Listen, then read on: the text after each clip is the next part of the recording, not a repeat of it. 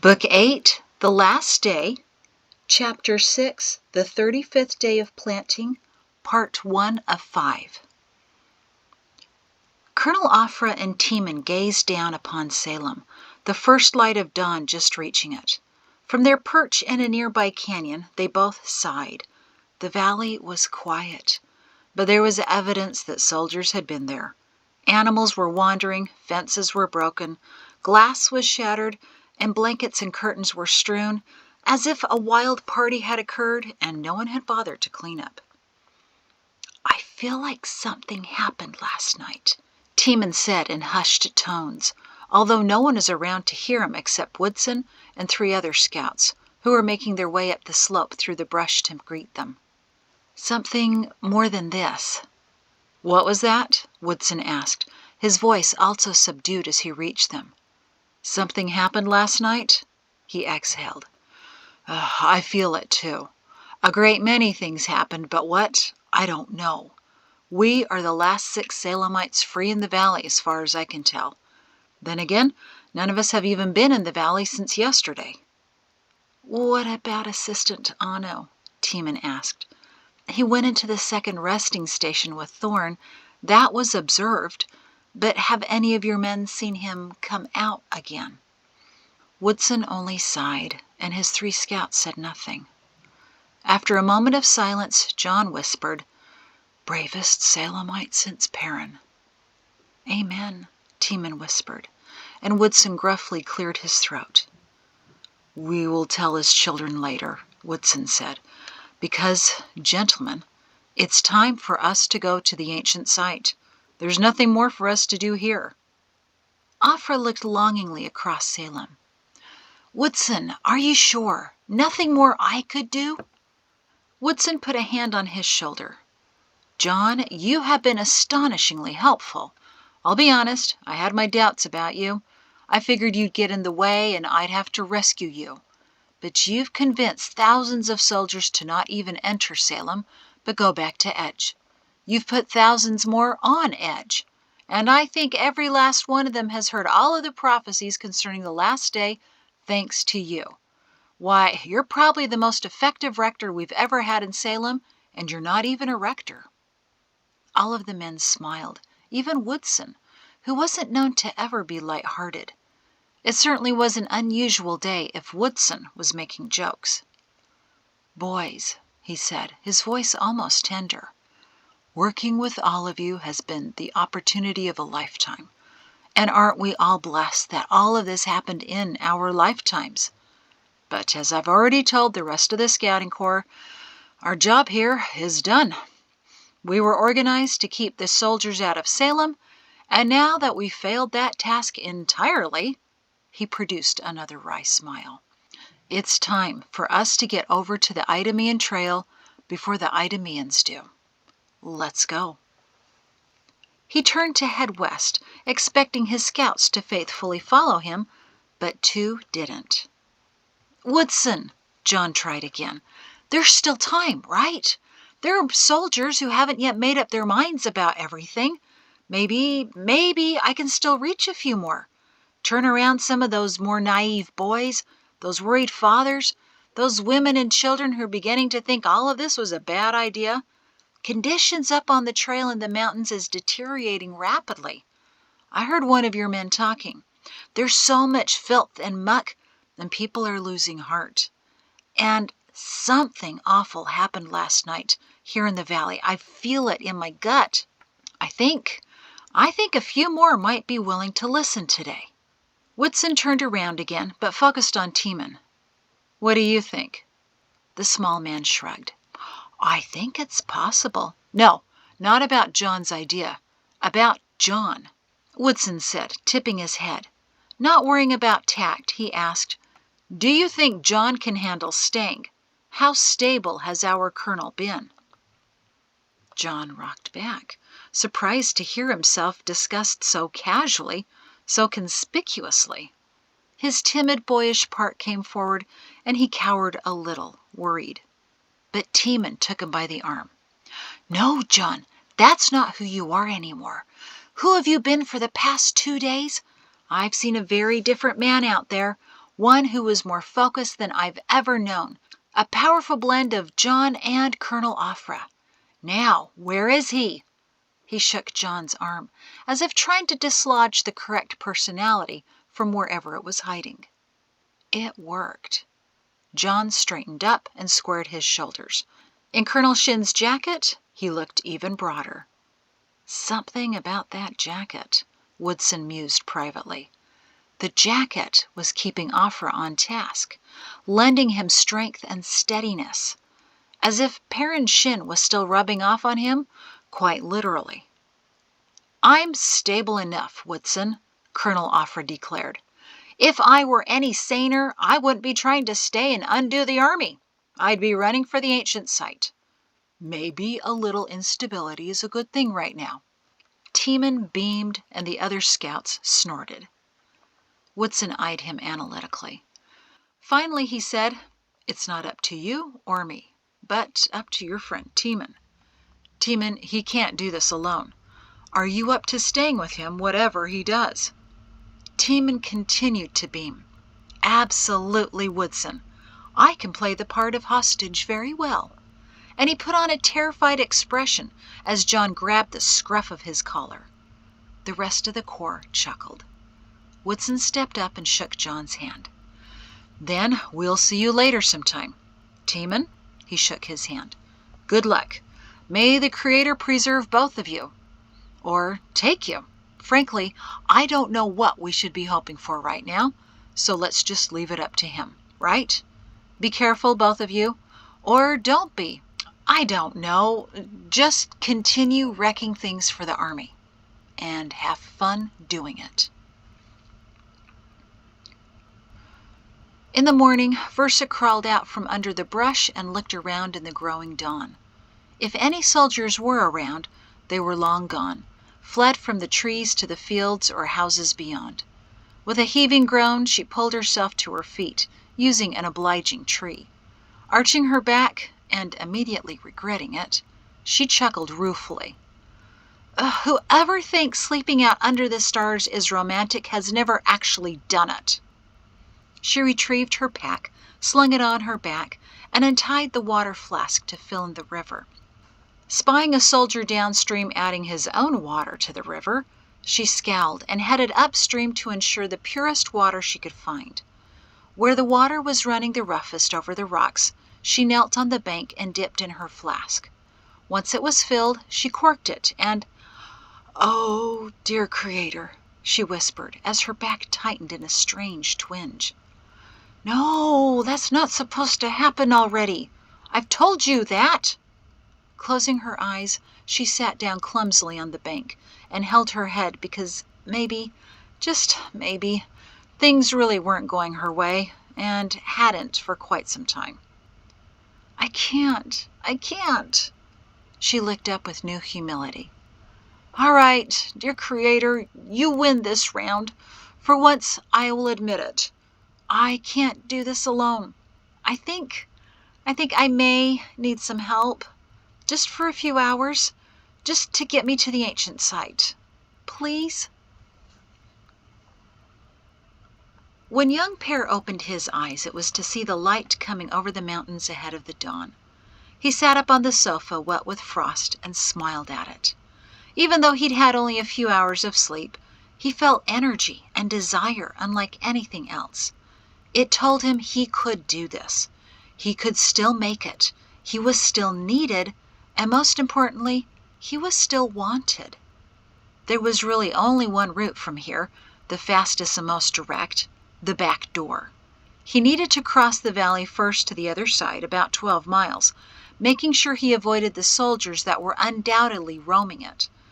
Then it would be over 2 miles up the mountain, going up the steepest part that was a rocky face, to spill out over the backside of the temple site. By that afternoon, he should be facing his family. "Still up to it, young Pear?" "Yes, Mugga. I'm tired of that thorn in my foot. I'm ready to ask for help to get it out." "Excellent! I'm so happy!" Young Pear scoffed a chuckle. "Happy to finally see me humbled?" "Oh, young Pear, you know what I mean."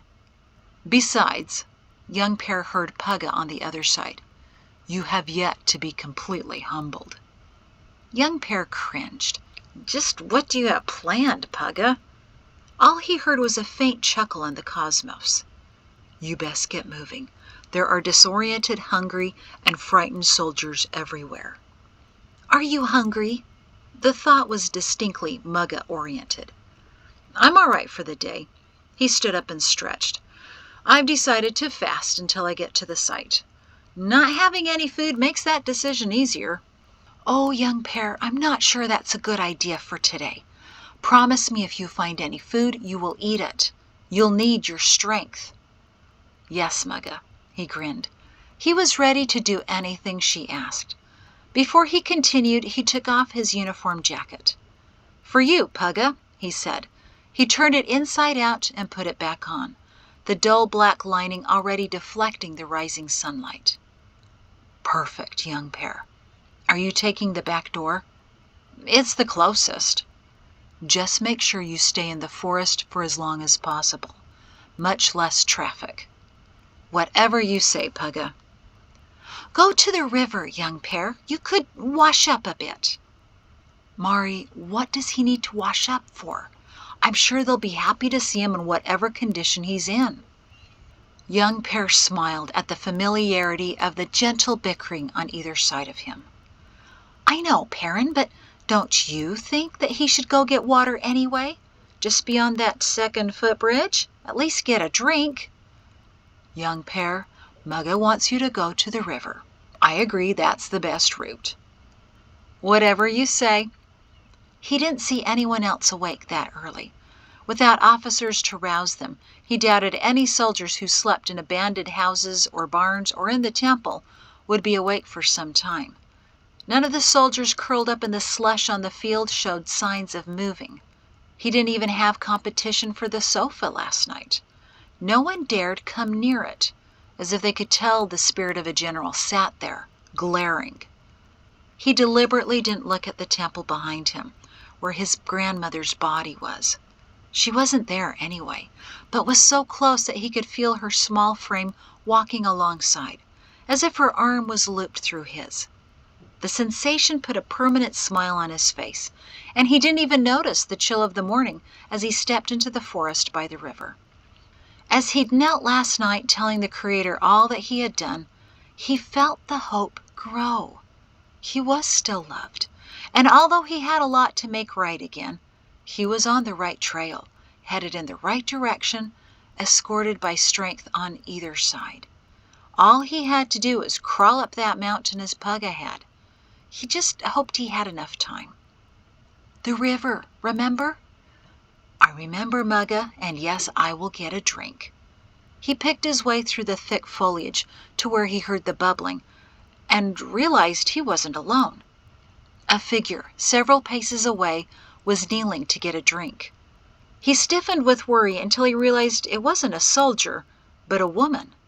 The speed with which she arose and spun to face him was truly astonishing. Almost as astonishing as the long knife brandished in her fist. Young Pear took a protective step back, but couldn't take his eyes off the knife, or rather what was behind the knife, a very large, very bulging belly. Young Pear sighed and knew why his grandparents had sent him there. The brown-gray tunic and breeches the young woman wore couldn't camouflage the fact that she was expecting, and very soon. She couldn't even fully fasten her long cloak around her middle. Young Pear immediately held up his hands. "I mean you no harm, I promise. In fact, I was wondering if you needed help." To his surprise, she took an aggressive step toward him, firming her grip on the long knife, which she held quite properly. Young Pear knew how to take a hint. "All right then, no closer." "Why should I trust a soldier?" she snapped. Her voice didn't even waver. She had no fear, none at all, which made Young Pear a bit fearful of her. With his hands still up, he gestured to his jacket. "I'm not a soldier anymore. See? I turned my jacket inside out. I want nothing more to do with the army of Idamia. I'm trying to get to safety, and I'm guessing you are too." The woman only glared at him. After an uncomfortable moment, he said, "I can't help. I know the way to the ancient temple site." With her gaze as sharp as her blade, she demanded, "And what do you know of the site?" Young Pear took another step, but raised his hands higher as her knife rose as well. "I'm originally from Salem, but you originally are not." "And what makes you so sure of that?" He nodded to her knife. "That. It's Army issued. No one in Salem makes those. You're not supposed to have that, you know. All weapons are to remain in the world. How did you get it out?" "Easy enough. Just kept it alongside my hip," she said curtly. "Not like any Salemite scouts pat down the refugees they bring into the valley." Young Pear couldn't help but grin. "And why are you smiling?" she asked severely. "I'm sorry. I had a great-great-great-something grandmother named Lorexania, who also had an affinity for long blades. The story goes that she hid them all around her house and often kept one with her. I could never imagine a woman behaving that way. Then today I see you and, well," he tried to stifle his smile, but the harder he tried, the goofier it became. The woman's mouth twitched. "Maybe I'm related. Haven't found much evidence of my family in Salem. It seems we're the first ones here." Young Pear nodded to her hand. "Please, you can put that away. I promise you I am unarmed.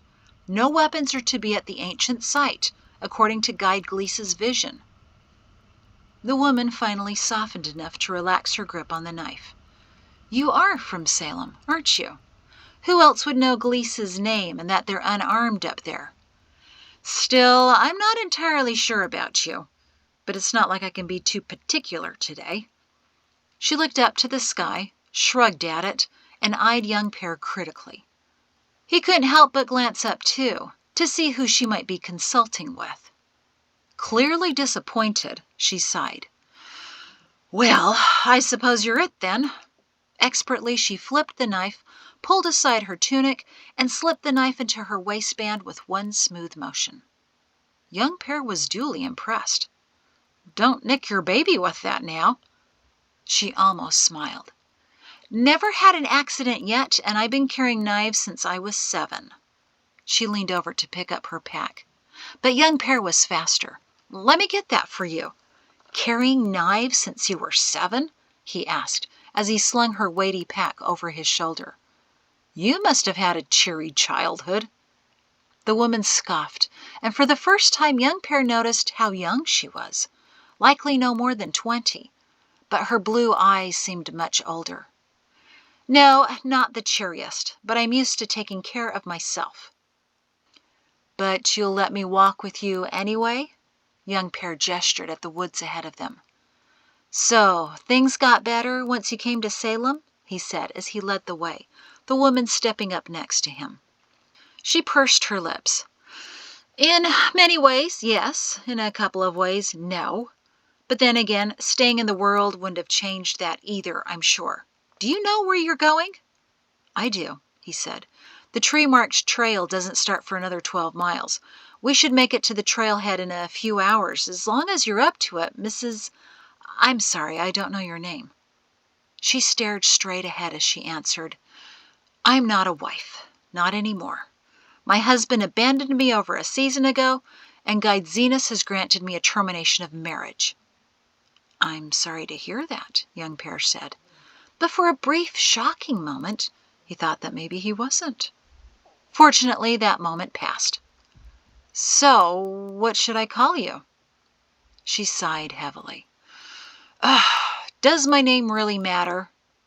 "Just a random designation, isn't it?" Young Pear said. "You could take any name. I know of some women who went back to their father's name."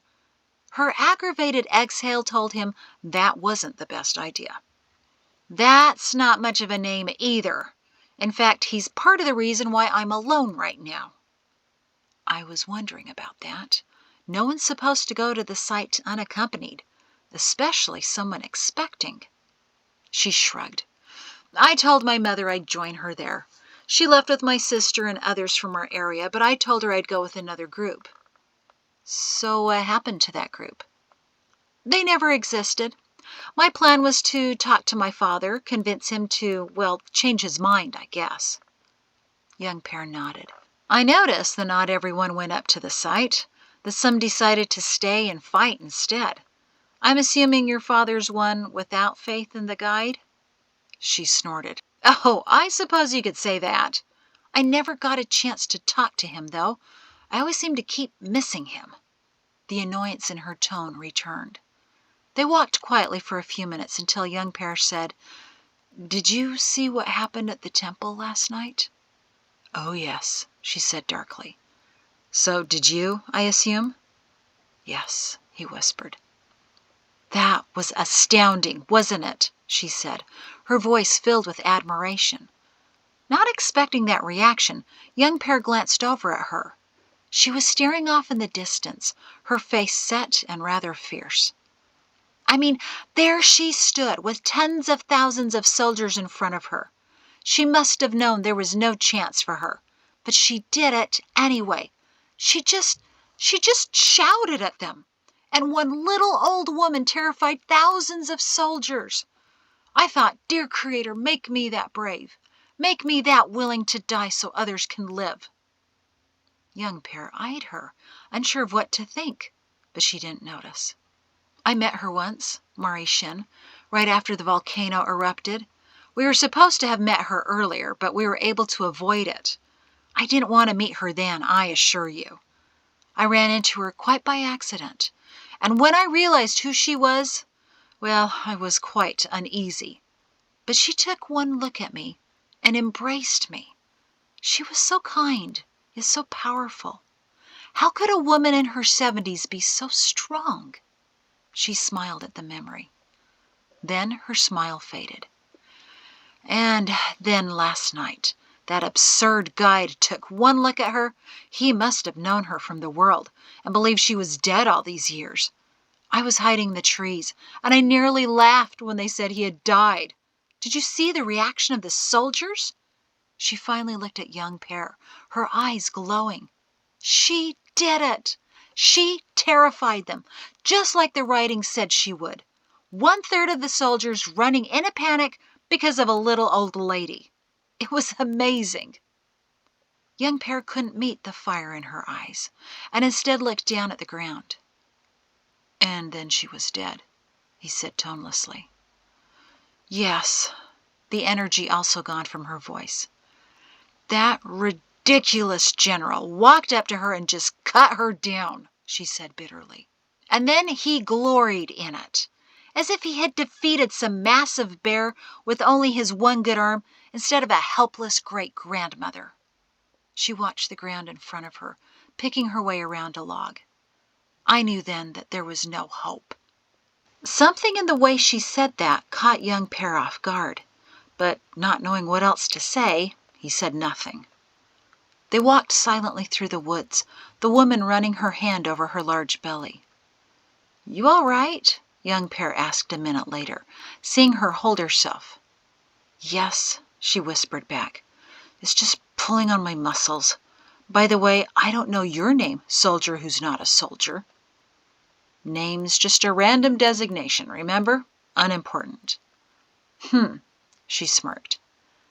Tell you what, he said, when you tell me your name, I'll tell you mine. Names are tricky things, aren't they? She said evasively. They can hold so much history. The weight of generations attached to them makes it so you can't always carry it all. She grimaced as she stepped over another log. Young pair stopped. I have an idea. That shawl around your shoulders, do you really need it to keep warm? No, it was my mother's.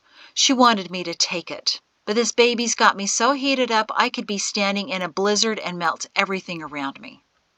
Young pair smiled. Understood. Then I have a better use for it. I saw my sisters and cousins do this. If I may. He took the shawl from her shoulders, kneeled, and gingerly put his arms under her coat and around her waist to help wrap it around her lower back. I'm sorry, he whispered as he reached around her, his face nearly up against her belly. "Here, maybe you should do this," he said anxiously, giving her the ends of the shawl and stepping back. "Now, tie it under your belly. The back part should go down on your hips.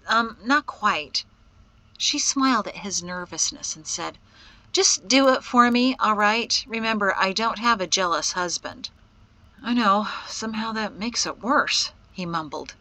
He thought he heard the woman quietly chuckle as he slid the shawl down on her hips to the position where he'd seen his expecting sisters and cousins wear their supports. Then he tied the ends firmly under her belly. "There. That should help your lateral muscles hold up the weight and give your back more support." She nodded in appreciation. "Oh, I already feel a difference. Thank you. Ever thought of becoming a midwife?" She smirked. "A doctor, for a time. Might look into it again." "Well, you almost have a gentle touch," she said, as she headed again on the faint path. Young Pear stepped up next to her and tried to fight the blush heating his cheeks. He glanced over at her again under the pretext of making sure the support was staying, but also wanting to study her features. Her blonde hair was pulled back into a braid that ran down her back, and her face probably would have seemed gentler if her eyes were. Young Pear couldn't shake the feeling that she was familiar somehow. Her face was striking, her eyes severe. While she was vulnerable, she was also ready for a fight. Why any man would want to abandon such a combination of strength and confidence. "So," she broke into his thoughts, "we have a ways to walk. Tell me your story. I should know who I'm naively following into the forest." Her hand hovered near her hip where the long knife was concealed, and young Pear wondered if she planned to abandon it or use it. He scoffed lightly. "Ugh, you do not want to hear my story, I promise. Tell me yours, then I'll see if I should tell you mine." She scoffed back. "Ugh, my story? Where to begin?" "How about no details, just generalities, so I get an idea?" She nodded. "All right, generalities. My family lived in the world for a couple of years in peace and luxury and security, and then we didn't." "That's it?"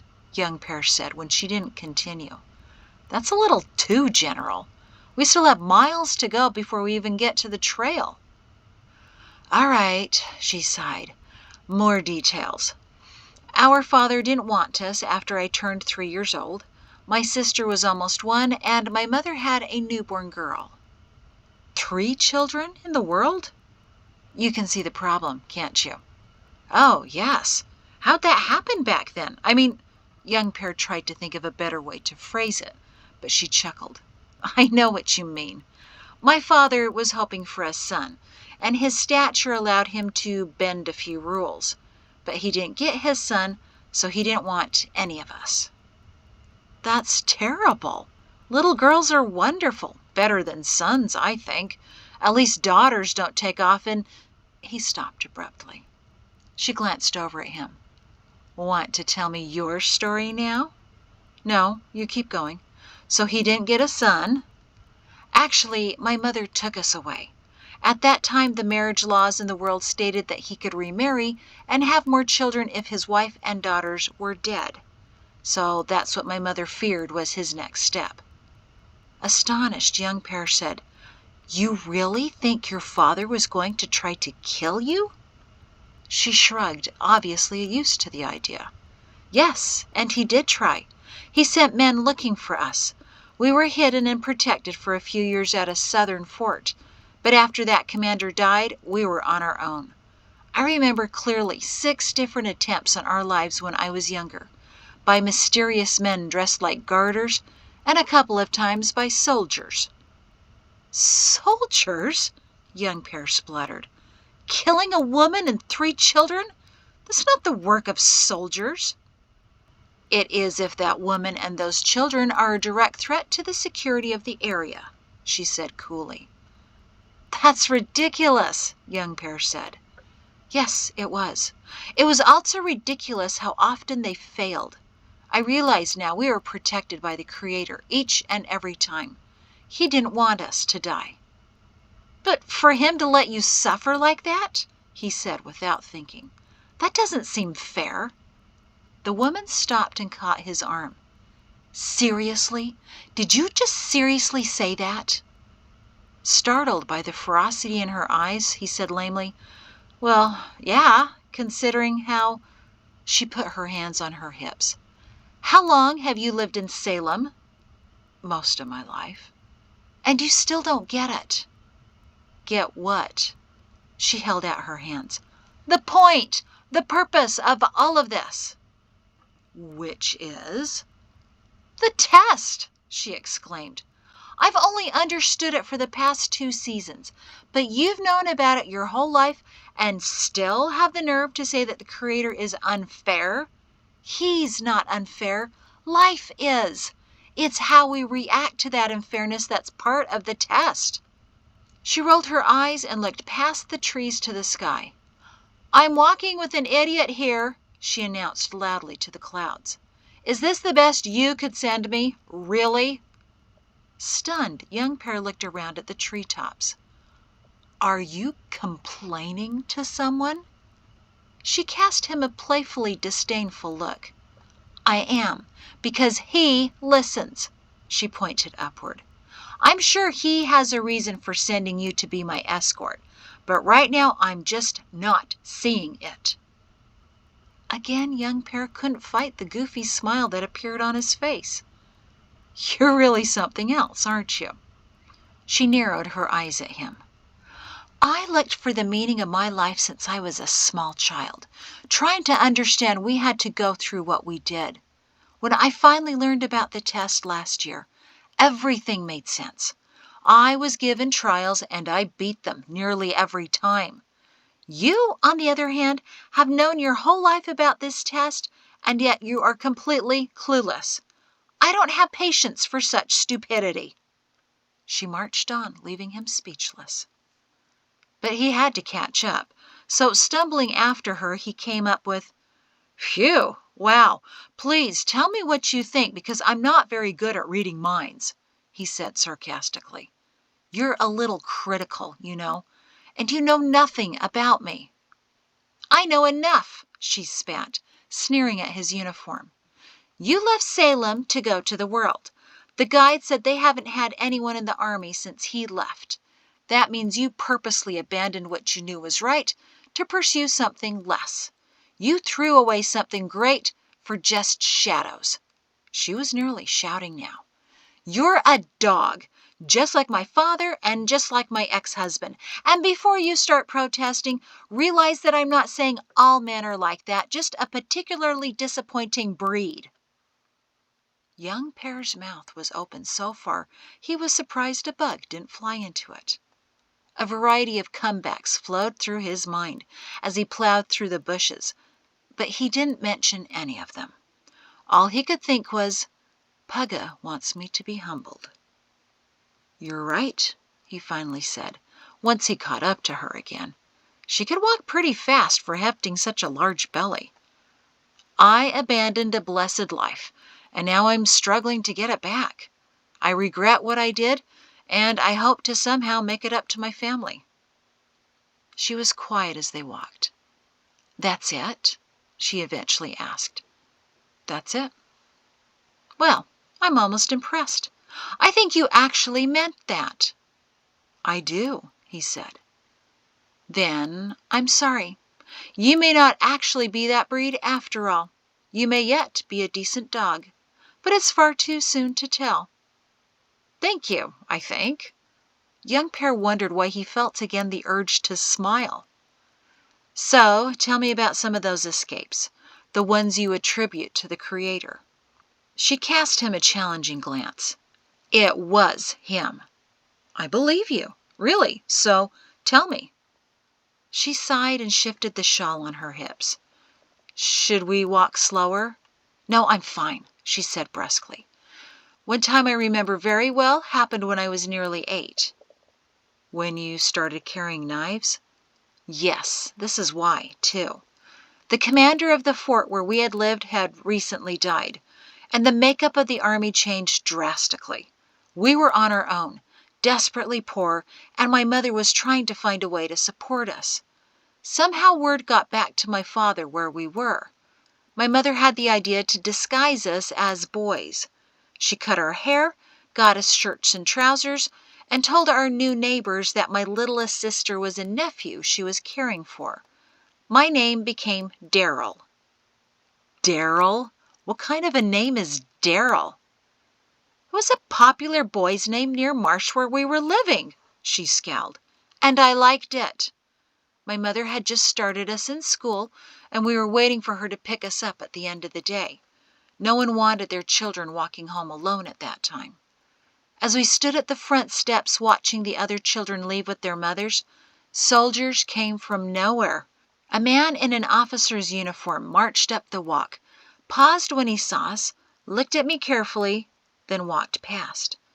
I knew it was my father. I remembered him from when I was little, over 4 years earlier. Her face almost softened. I have one very clear, very happy memory of him. He was holding me and laughing, and I was laughing too. I loved him.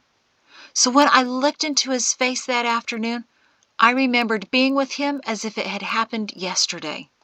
But when he looked at me, it was as if he couldn't focus. Her jaw shifted and her features hardened. He seemed to look right past me, almost through me. I was so hurt. I wanted to run after him and hug his legs and beg him to remember me. But Uncle Foddy, he was the man who had hid us in his fort for so many years. He had hugged us and tickled us and was so loving before he died. All I wanted was to feel that closeness again and with my real father. But something held me back. I was holding on to my sister's hands, and I had a very distinct feeling that I shouldn't move. They were only about 6 and 5.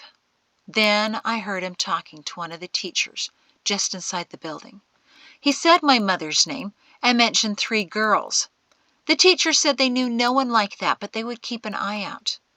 I still remember how angry his voice was when he said, "They're dangerous, no matter how they appear." Then he marched out right past us and out of the school grounds. My sisters were terrified, but I was furious. He claimed we were dangerous. She took a deep breath as her fist clenched. We waited for a long time for our mother, but she didn't come. So I took my sisters to the market to see if she might be there. All we found were soldiers everywhere, looking at each woman, staring at each child. Although I think every soldier noticed us, none of them really saw us, except for my father. He spotted us again, and as he tried once more to evaluate me, his eyes seemed to drift as if he wasn't allowed to see us. He marched past us again, and all I wanted to do was kick him, to hurt him somehow like he hurt us. We didn't find our mother at the market or any of the other neighborhoods, she told a silent young pair. She'd seen the soldiers coming and went into hiding, feeling confident that while we wouldn't be recognized, she would be. We wandered around the village for hours, not sure what to do. Someone gave us apples, and it wasn't until after dark that I finally found my mother, dressed in men's clothing she had stolen from someone's laundry line, and her own hair cut very short. She took our hands and whisked us away. She didn't say a word or stop until we were clear of the village.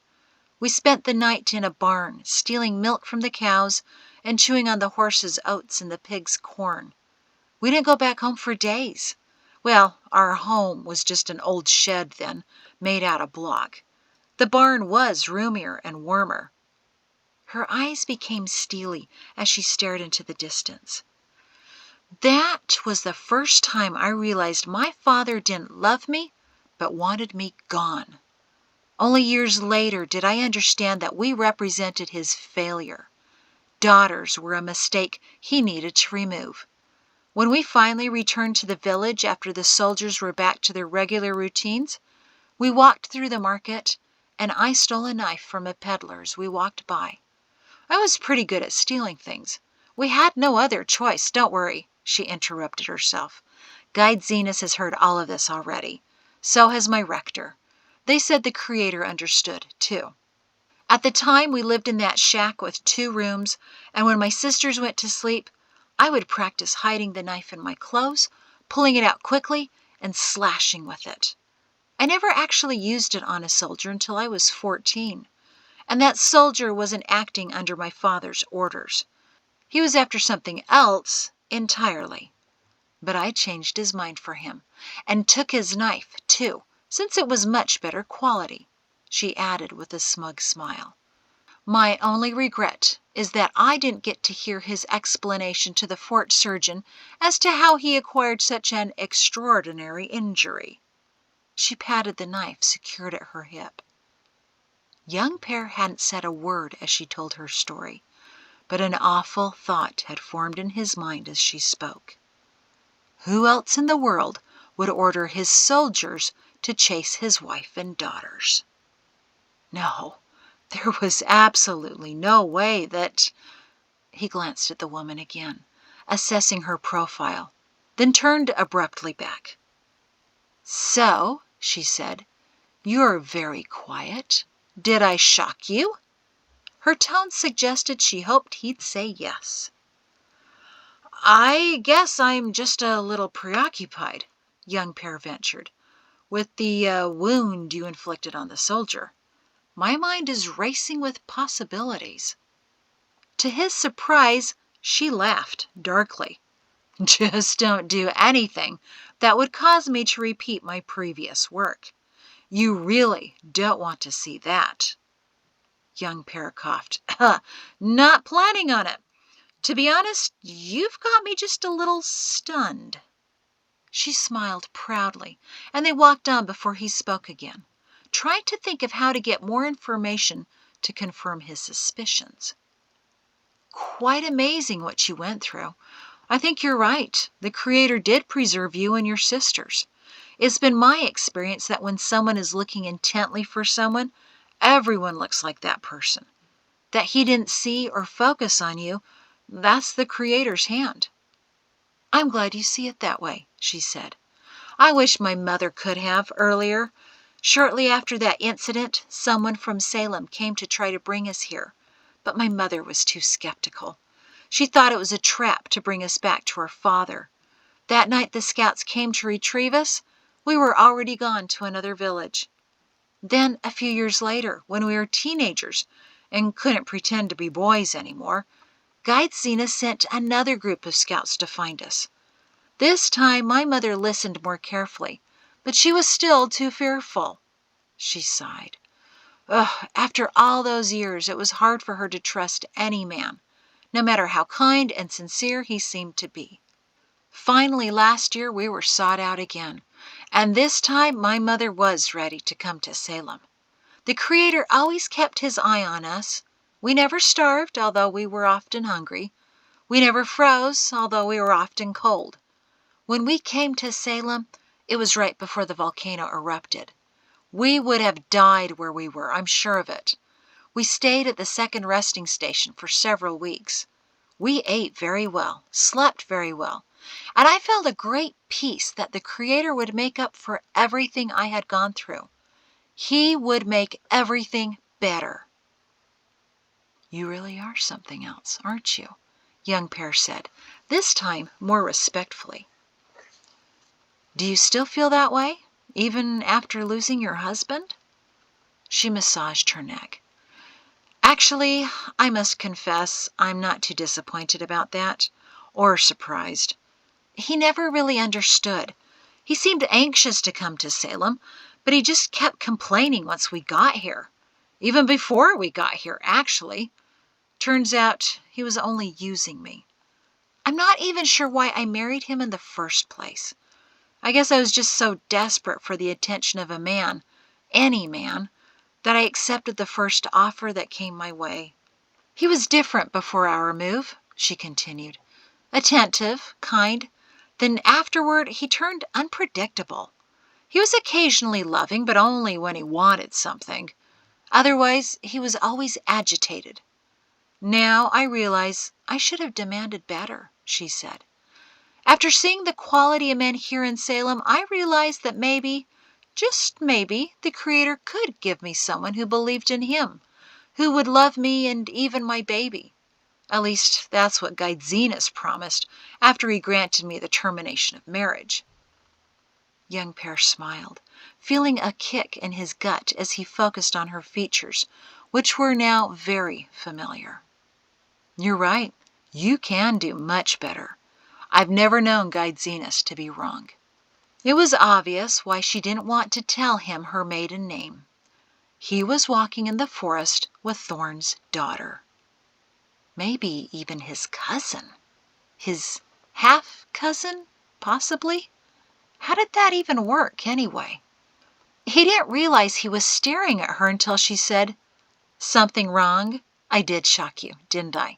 Come on, what is it?" "No, no, no," he said, turning quickly back. "Not at all. It's just that you keep looking at me, and I'm not sure why." "I'm just making sure the support is staying." "Sure you are." They walked in silence again for a few minutes before she broke it with, "So you're not going to tell me your story?" Remaining focused on the terrain before them, he said, "You come off as a hero in your story. I won't in mine." "Then can I ask you a question instead?" He hesitated. Sure." "Your name's Perrin, isn't it?" He hadn't expected that, and stumbled on nothing but dirt. Once he regained his footing, he dared to meet her amused gaze. Never before had it been so hard to say the word, "yes." Her pace slowed to match his. "So then your last name is—" He sighed and opened his jacket to show her his name patch. "Shin." Her eyebrows rose. "I'm the only one who gave his real name when he signed up," Young Pear explained sheepishly. "And I was still a bit fogged." There was an odd smile on her face. "There were a lot of Perrin Shins in the Northern Army." "I know. I was the real thing. Well, sort of." Her smile broadened. "Your family will be thrilled to see you. They never stopped searching and hoping they'd find you. I only guessed at the name because of the descriptions they sent around a few days ago, in case someone saw you." That news struck Young Pear oddly, and he wasn't sure if he was happy that they told all of Salem their son might be returning, or if he should be worried that maybe they sent out the description as a warning. The fact that Thorn's daughter suddenly seemed nervous suggested the latter. Her hand was hovering near her long knife again. She forced a chuckle. I must confess, I also recognized your features. For a while, our family was your poor father's special project. Rector Shin was a regular visitor, especially when we had trouble, so I saw him quite a bit. You look a lot like him." She was trying to smile, but Young Pear saw something else in her eyes. To avoid that, he looked ahead. "I'm sorry if the name startled you." "Why would you think your name would startle me?" "Anyone with the last name of Thorn would be startled by a Shin." Her eyes widened, and she stopped. "How did you know I'm a Thorn?" He stopped too, a generous distance away, so that she wouldn't feel threatened, nor feel like pulling out the knife again. "Because I got to know General Lemuel Thorn very well. You have the same profile, same nose, same hair coloring. You look a lot like your father, too." She unconsciously touched her nose, noticed his hesitant smile, and smiled nervously back. "Can you imagine if the general and your grandfather could see us right now? Perrin Shin and Ursula Thorn walking in the forest together?" Young Pear nearly choked. "Your name is Ursula?" He thought he heard a faint cosmic chuckle and a giggle that reminded him of his grandparents. She shrugged. "Not the greatest name, I know. Named after my paternal grandmother. That's part of the reason my mother shortened it to Versa when I was older. That's what I go by, Versa. And you were named after your grandfather?" "I'm sorry, I wasn't making fun of your name. I just didn't realize that—" He shrugged, realizing that now really wasn't the time to explain that her grandmother and his grandfather, with the same names at their ages, were— "You're right." Young Pear held up his hands in surrender to the swirling in his mind. Perrin and Ursula Thorne walking together in the forest. He gestured to it to remind her that they hadn't been walking for the last minute. She began again, and he stepped in next to her. "But I have to tell you, I think my grandfather already knows." "Of course I do. Why do you think we told you to go this way?" Versa scowled at him. She seemed suspicious of nearly everything, and with good reason. "Why do you say that?" "He's the one who nudged me to go to the river," young Pear explained. "Sort of. He's always had his own plans." Versa nodded slowly, as if trying to make sense of that, and continued walking. "I wish I could have met him. I heard so many stories about him in the world and then here in Salem. I was so disappointed to realize I missed meeting him by a year. I always wondered if he lived up to his reputation." Young Pear smiled as he kept in step with her. "The stories didn't do him justice. I really miss him. But maybe someday, somehow, you'll meet my Pugga." He wondered why he said that, and his thoughts drifted to what Pugga told him when he was thrown into the dungeon. He'd been slightly disappointed that young Pear didn't die that day, so that he could embrace him again. But he had said that the day was coming, soon enough, when he would. Young Pear had been sure that meant he was to die soon. But he had endured the dungeon, survived getting to Salem, and even escaped Thorne and the army. Still, he couldn't help but think that somehow an end, maybe the end, was rapidly coming for him. He didn't have long to dwell on that dark idea, because Versa was speaking.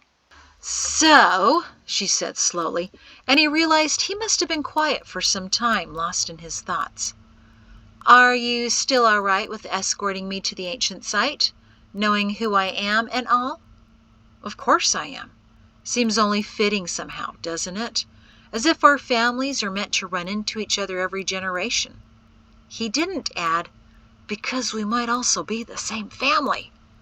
"Besides," he added gravely, "you need protection." Versa scoffed. I told you, I can take care of myself." "Even with tens of thousands of soldiers looking for you?" She again stopped in her tracks. "Why would they be looking for me?" "You're worth 100 slips of gold to the general," young Pear told her, gently tugging on her arm to keep her moving. "So are your mother and sister, each." "Pretty good bounty, I suppose," she remarked casually. "You plan to claim it?" He heard the apprehension in her tone. "No, of course not. I don't want gold or anything. I just want to get back to my family, and I want to take you back to yours. I just thought you should know." She nodded slowly, as if not sure if she should believe him. "Besides," he said with a growing smile, "the bounty is twice as much for my father and aunt. I'm heading up there to turn the both of them in." She chuckled, but tensely, unsure if he was joking or not. After a few more silent minutes, she said, "You rode with the general?" Young Pear sighed. "Yes, right after the volcano erupted. I actually saved him, I'm sort of sorry to say now, and more than once. From the ash fall, then from the river after the mudslide." "Really?" Ursula smirked. "Tell me." Young Pear sighed. "Well, we do have all day.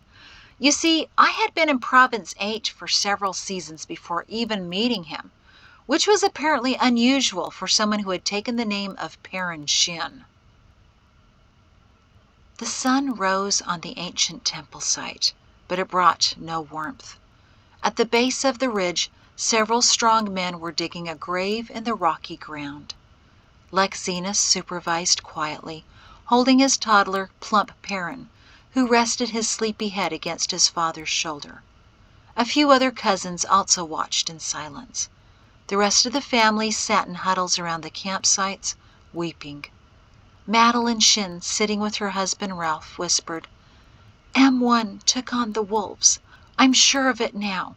We shouldn't have left her." Pato sat on the ground by Shem, who still laid on the rocky soil, tears trickling down their weary faces. And that is the end of part 1 of 5 of chapter 6, the 35th day of planting. Thank you.